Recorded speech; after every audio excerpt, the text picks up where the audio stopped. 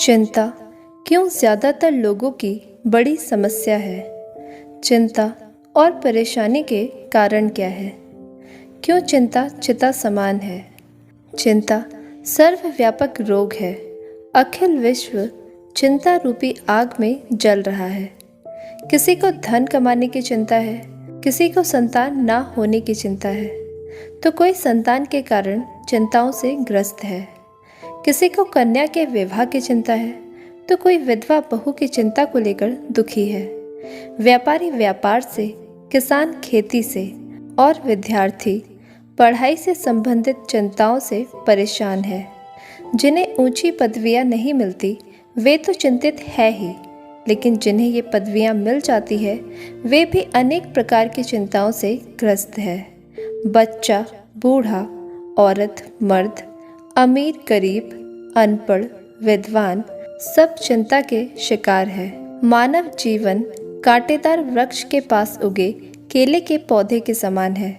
जिस प्रकार हवा चलने पर केले के पत्ते कांटेदार वृक्ष द्वारा छलनी हो जाते हैं, उसी प्रकार चिंता के झोंके प्रतिदिन मनुष्य को घायल करते हैं। हम चिंता क्यों करते हैं? चिंता के पीछे यह भय छुपा होता है कि कोई अप्रिय बात ना हो जाए, ऐसा ना हो जाए, वैसा ना हो जाए। यह भय अज्ञानता से जन्म लेता है। अगर मन में यह विश्वास हो जाए कि प्रभु द्वारा बनाए गए संसार में कभी कुछ गलत हो ही नहीं सकता, तब हम चिंता किस बात की कर सकते हैं? इसी प्रकार अगर मन में यह विश्वास हो जाए कि इस दुनिया में जो कुछ हो रहा है कर्म और फल के नियम के अनुसार हो रहा है, अन्यथा कभी कुछ भी नहीं हो सकता, तब भी हम निश्चित हो जाते हैं चिंता हमारा कुछ बना या बिगाड़ नहीं सकती। चिंता दीमक की तरह भीतर ही भीतर मनुष्य को खाती रहती है। चिंता रूपी नागिन ज्ञान और विश्वास के अमृत का नाश करके जीवन के भीतर अज्ञानता का विष भर देती है। यह मनुष्य को मानसिक पतन की तरफ ले जाती है। इससे मनुष्य के लड़ने की शक्ति नष्ट हो जाती है।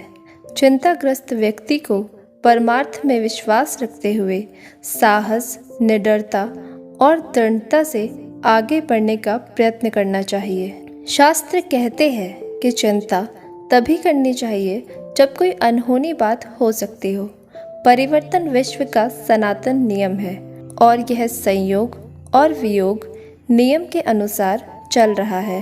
कर्म और फल का नियम अटल है। इसलिए चिंता में डूबे रहने की बजाय हर प्रकार की स्थिति में प्रसन्न रहना चाहिए।